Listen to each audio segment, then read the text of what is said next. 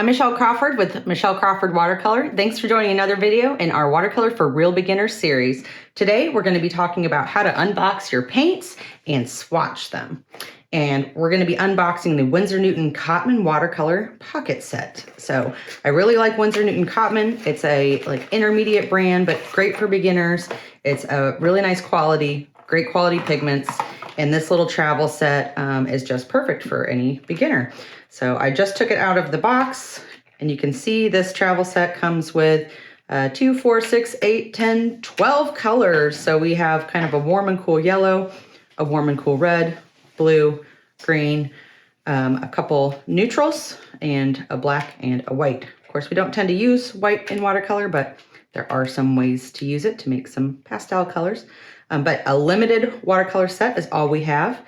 This little travel set, I think, is kind of great because it comes with some removable palettes. So even though it's a compact little set, you still have lots of room to do mixing of different colors. So we will go ahead and finish unboxing this and do a swatch card. Today I also have a Craftimo number 6 round watercolor brush and a couple jars of water, and I'm using a piece of B watercolor paper. So the first thing that you want to do with your palette, and this one did come with a little brush, adorable little brush. I don't think I'm going to use that one today, but this is nice and convenient if you do want to travel with your paints. So we'll put that to the side. But the first thing you're going to need to do when you have a new set of watercolors is to actually take the paint out of the packaging. This little set, conveniently, these little trays pop out.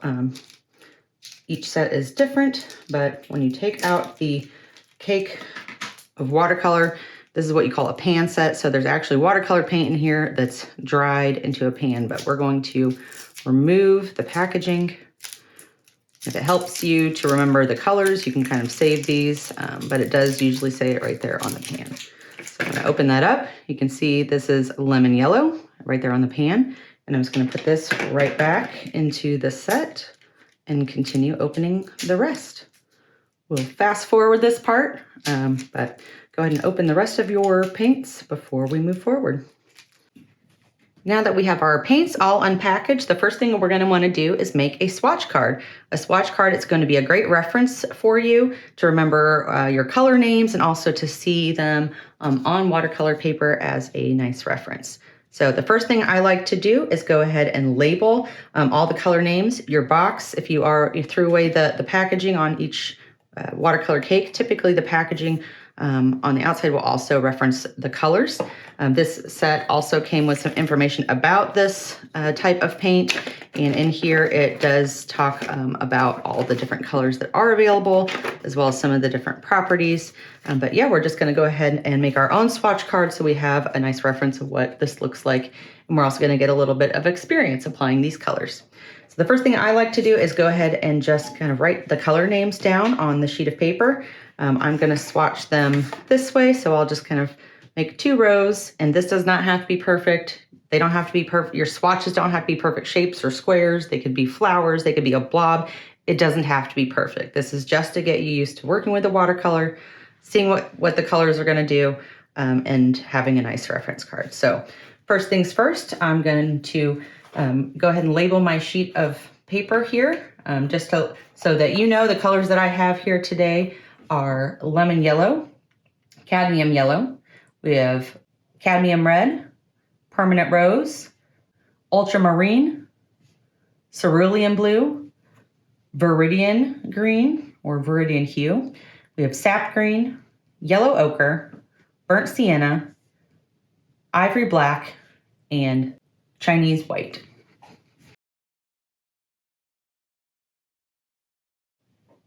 Now that we have our swatch card labeled, we're going to want to activate our watercolor paints. So watercolor paints in pans like this, the paint's going to be completely dry.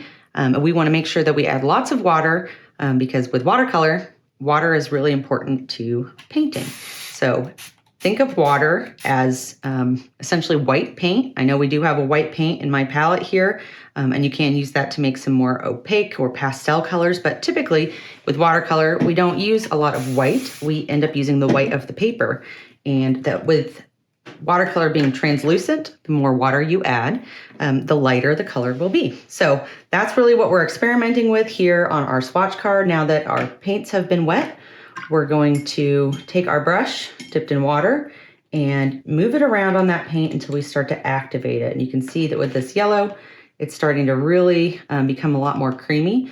And this is kind of a thick swatch of paint. So we're going to take this and we're going to just do a stripe across here, but we're going to start on the left-hand side and start painting with that yellow. And you can see how bright and vibrant it is right out of the palette. Now we want to start lightening the color so we can see what it looks like as it goes lighter and lighter as we add more water. So I'm going to rinse off my brush a little bit in my jar, tapped it on the side, and I'm just going to touch that and start going a little bit further with that color. When I get about a third of the way over, I'm going to rinse it off again and then go in with just clean water and see if I can drag that yellow out. And now we're seeing with this swatching technique what the color is going to look like from dark to its lightest value. And you will see the colors also start to move and blend a little bit, so you're going to get a little bit of an idea of how that pigment, and each color is different, the pigments they're made of, and they'll have different properties, and you can just see how it blends on the paper. So now we can see the different variations we'll get with our lemon yellow. Let's go ahead and do the one over here, Viridian. So I'm rinsing off my brush. I'm going to go in with some clean water when I go to activate this paint, so I'm not mixing them. And again, right off the palette, it's going to be pretty thick. I'm going to start with a stripe. Just kind of moving my brush up and down, getting a third of the way, rinsing off my brush a little bit. Not everything I'm rinsing off, but I am tapping off some excess water. Go right into that again. You can kind of see that middle value. Rinse it off completely now. Tap off some of that extra water and then pull the color till it's almost completely white. Again, you're going to see that variation. Now, because I am, adding water to my brush each time, I am getting, kind of 3 very different colors. If you want to see how this blends together, you could always, use a clean but damp brush and maybe on the bottom half, just kind of blend the colors back and forth to see how those might be a little bit more of a gradient change. But honestly, this is not a really right or wrong way to swatch. Some people will even, draw a black line and swatch over that to see how opaque the color is, or even do a lifting swatch where we're going to lift color to see how well it lifts or stains the paper. But honestly, as a beginner, your whole purpose here is to get to know your watercolor paints and learn how to use water to not only activate your paints, load your brush like I'm doing here, but learning to use water in a controlled way to change the value of the pigment that you're putting down. And the reason why I'm rinsing off my brush and then tapping it, because I don't want to have excess water. If you have too much water on your brush, you're not going to be able to have as much control. So you want it saturated, but not dripping. And again, I'm just going to go in and now pull that out a little bit, rinse off my brush again, completely, tap off the excess water, and then try to pull that out to nothing. You can see over time, some of them are moving more or less than others, but really great way to get to know your paints. So let's keep swatching. That was cadmium yellow. Our next color over here is sap green. So starting off with a clean brush, activate the paints, and load my brush. Some full saturated color. Rinse. I think I rinsed quite a bit of that. So I'm just going to grab a little bit more of that sap green than I normally would if I was pulling it over. Now more of a clean brush and get that nice dry color. Now I did have I think a lot of water on my brush when I started the sap green. If I wanted to see, what's the darkest value, I could always just go right back in with the dark and add some to the left. You can see it was not too much darker, but there's our sap green. So now just continue on sampling each of your colors to make your swatch card.